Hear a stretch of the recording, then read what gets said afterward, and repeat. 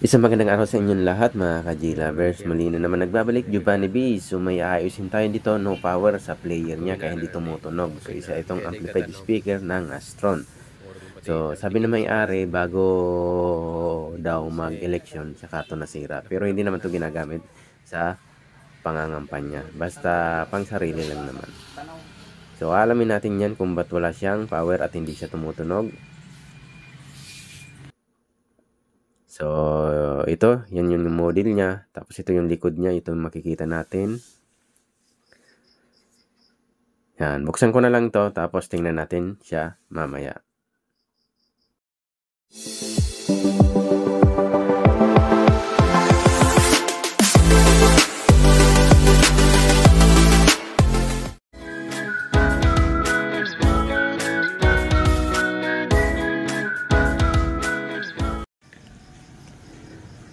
So, yan yung pinaka power supply natin. Nandiyan na yung switch. Tapos yung AC, input natin.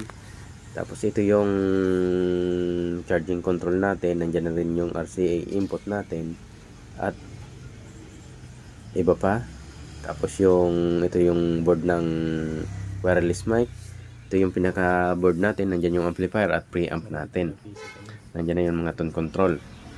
Siyempre, una muna natin gagawin, siyempre, tetestingin natin yung supply. Kasi supply yung problema, walang power. So, ito yung galing dun sa player natin. Ito yung susururin natin. Titingnan natin. Papunta yan dito. Ito. Papunta yan dito. So, bali makikita natin dito, nandyan yung ground 5 volts. Left and right input, left and right output. So, nandyan na rin. Siyempre, unahin ko muna kung pumapasok ba yung supply papunta dito. Check natin. So, bali, ito yung power supply natin. Check muna natin kasi naka-battery tayo. May charge naman yung battery. Ito yung sa battery. Sunod nyan sa switch. Tapos, sunod nyan yung out papunta na dun sa pinaka-amplifier board natin. So, mag-check muna tayo dyan.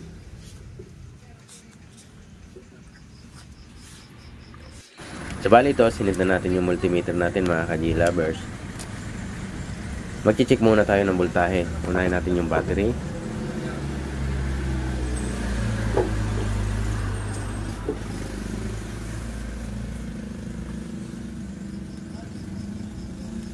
.7. So, baliktad yung test lead natin. 12.7 volts DC, 12.6. Okay. So, hindi pala nakaswitch pa yung natin, yung switch ko muna kasi hindi pa lumilipat. Hindi pa umabot nung papunta sa pinaka-board natin. Wala pa. On ko lang. Yan. Tingnan natin. Lumipat 12.6, 12.5. So, ibig sabihin papunta na yan dun sa pinaka-amplifier. Dito naman tayo mag-check. So, dapat ma-check natin dito. Mayroon tayong masukat na 5 volts. Pag wala, may problema siguro regulator or sa supply na papuntang regulator. So, alamin natin yan. So, check muna natin. So, makikita nyo naman dyan, meron dyan ground 5 volts. So, magkakatabi lang kasi meron ground dyan. So, tapos left and right input output. So, nandyan na nakalagay. So, pag check natin dito,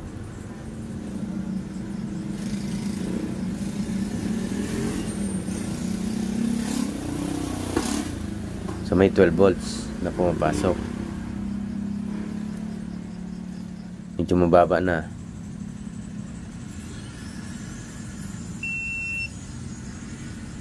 So, parehas ground yung nasundot natin. Sa 5 volts, sinahanap ko lang.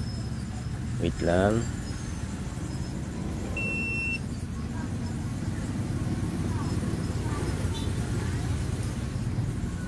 So, magkadikit kasi kaya mahirap i-tester. So, nagdidikit yung yan, wala siyang supply mig siya. Nagdidikit yung multimeter natin kaya nagbubaser. So, wala siyang supply na 5 volts. Siyempre, titingnan natin sa regulator. Check natin regulator o yung input ng regulator.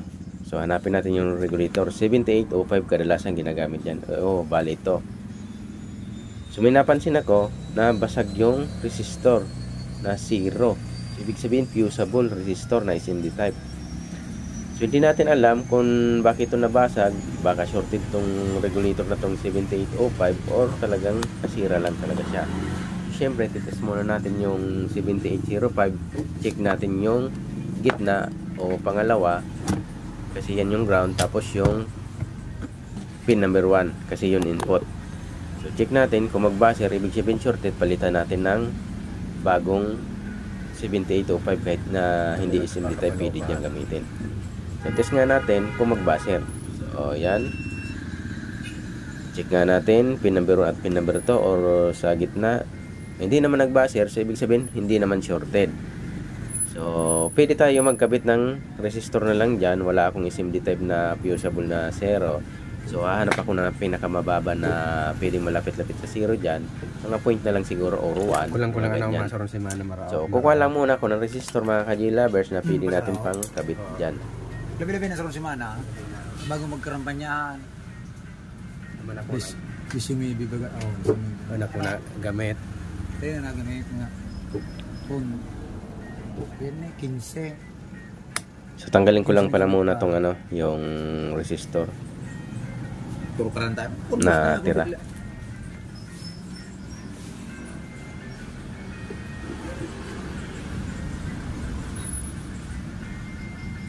So hindi pa pala mainit yung multimeter ko. Antayin ko lang tumaas yung degree nito, Celsius. Nasa 200 plus pa. So mga nasa 400 yata ang setting ko nito. So wait lang mga ka-J-Lovers ha.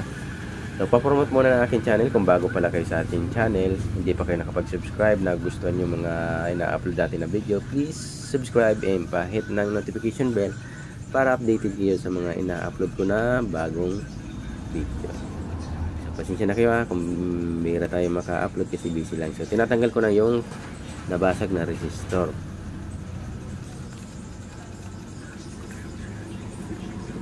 Okay, natanggal na natin. Tapos kukuha tayo ng fusible na resistor na mababa. Mga 0.1 or 1. Hahanap ako doon na pwede natin magamit. Siguro mga 1/2 watts pwede na siguro dyan gamitin. Or mataas ng konti.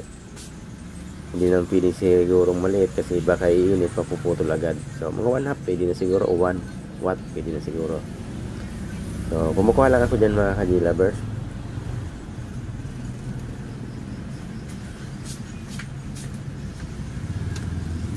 So bali ito nakakuha na tayo 0.47 yung nakuha ko.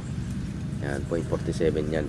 So hindi ko lang mailaw kasi di pwedeng steady yung ilaw natin, baka maubusan tayo ng charge ng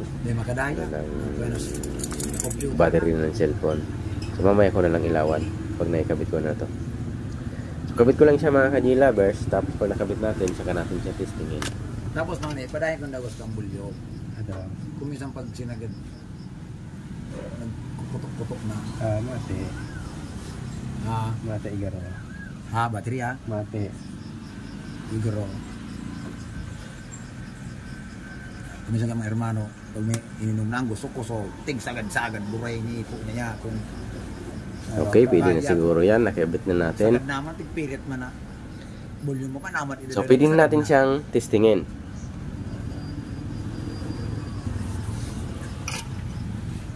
Yan, power on natin.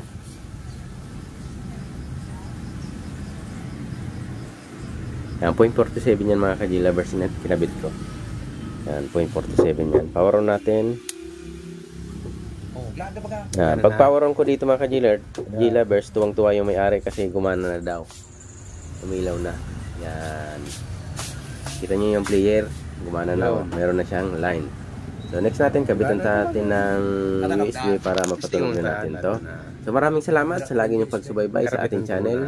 So thank you very much mga ka-J-Lovers. God bless you all. Maraming salamat. So sabi pala ng may-ari, bago ko pala to patugtugin kasi nagragasak daw to minsan. So in-sprayan ko lang siya ng contact cleaner natin, yung bulyo. Pihit-pihit para maalis yung mga rumi dyan. So okay na yan. So testingin na natin to ng USB. So thank you very much. Maraming salamat sa panonood nyo. So testing na lang tayo. So yan, lagay natin. Patugtugin na natin.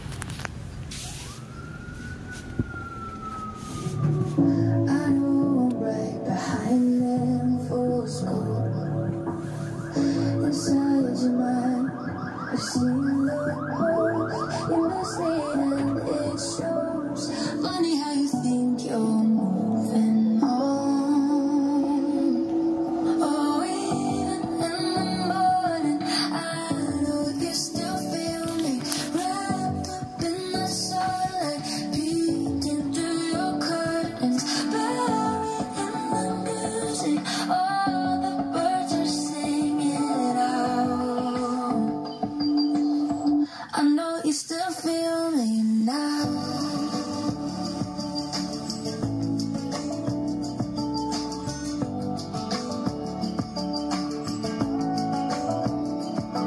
I can still breathe.